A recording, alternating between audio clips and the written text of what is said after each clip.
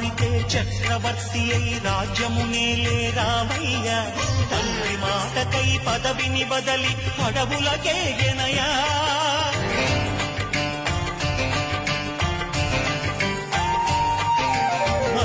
జనులను కావగ వచ్చిన మహావిష్ణు అవతారమయ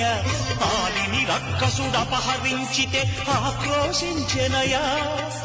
అసురుని త్రూచి అమ్మను తెచ్చి అగ్ని పరీక్ష విధించెనయా సాగలి నిందకు సత్యము చాటగ కులసతినే విడనాడెనయ నా రాముని కష్ట